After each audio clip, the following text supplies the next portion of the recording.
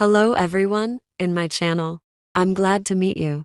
So let you know that listening is the most important stage for learning any language. And by hearing you can learn pronunciation, memorizing words with repetition. It will save you time and effort, in addition to not being bored.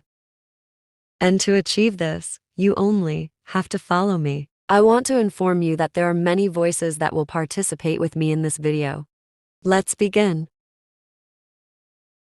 Hello, I'm Julie Larn, and this is Learn English with Me, a video podcast to improve your listening skills and build your English vocabulary. Join me for a new episode, where I'll give a short talk on a theme and explore a few interesting words or phrases for you. When was the last time you had a good laugh? I don't just mean a polite chuckle. No, I'm thinking more of a proper belly laugh. The kind where you hear or see something that's so funny you end up almost crying with laughter. Now, try to remember what it was that made you laugh. Was it something someone said to you, or something you saw out in the street, or maybe on TV? Perhaps it was a stand-up comedian, the kind of comedian who stands on stage telling jokes. Humor is a strange and interesting subject, isn't it? It's pretty much universal in the sense that we all laugh, of course. The things we laugh at and find funny might be different, but one thing we have in common is that we all have a sense of humor, or the ability to find things funny. But can comedy or humor really translate between different countries or cultures? Now, that's an interesting question, and it's not as simple as it might seem. Having lived in a few countries around the world, I'd say that, in my experience, it's not at all certain that people in one culture will find another culture's sense of humor funny. I mean, think about the different types of comedy in different countries. For example, the British are famous for being a bit cynical or sarcastic. The Merriam-Webster dictionary defines sarcasm as the use of words that mean the opposite of what you really want to say in order to make fun of something. I think that's probably quite true, and I can understand how someone who wasn't brought up in that culture might find that sort of comedy a bit mean or hurtful at times. But somehow, coming from that culture, I think most Brits know that it shouldn't be taken too seriously, and are able to handle it quite well, which is good. Because a lot of British humor and sarcasm involves making fun of ourselves. The Japanese have a type of comedy called manzai, which involves two comedians, one straight and one funny, having a conversation in which the straight one makes the funny one look silly, in order to make the audience laugh. Sometimes it's based on language and wordplay, and sometimes it's more slapstick, a type of comedy that uses exaggerated physical gestures. People in America enjoy observational comedy, which is where the comedian talks about things that are common enough to be very familiar to their audience, but maybe not common enough to be talked about a lot. It's finding a new or unusual angle to look at something normal, or talking about it next to something it isn't normally associated with.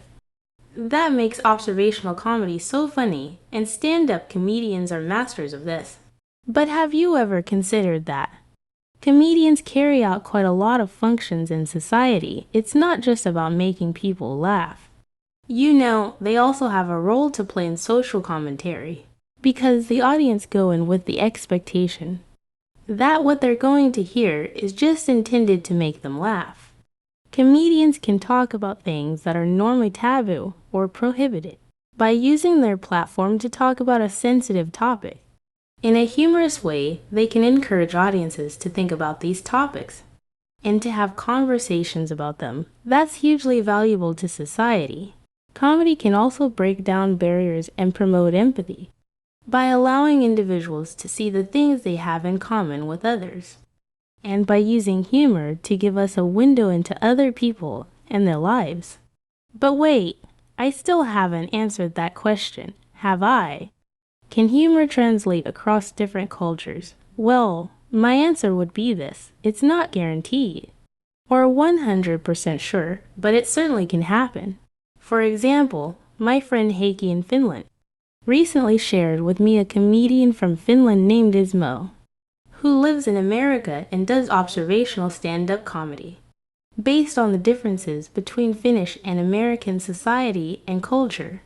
In the videos Heikki shared with me, Ismo is doing his comedy in English, which is his second language, and I have to say, I found him absolutely hilarious.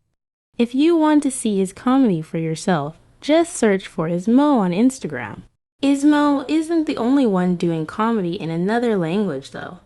A well-known British comedian called Eddie Izzard has done stand-up comedy tours in France and Germany, doing the shows entirely in French and German language, and as far as I know, it was a big hit. So, it's certainly possible to translate humor into other languages and cultures. But what do you think about it? What kind of comedy makes you laugh? And what's the most popular in your country? Write and tell me, and if you've got any comedians to recommend, send those too. After all, as the great Charlie Chaplin once famously said, a day without laughter is a day wasted. Now, if you've finished the video, listen to what I have to say. You must repeat the video many times if you want to achieve your goal of learning. And during your response to it, please activate the automatic translation feature into English, that you can see and hear the words clearly.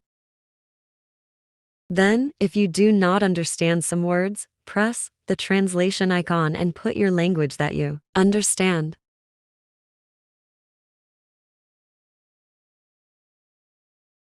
And now to the meeting. Goodbye.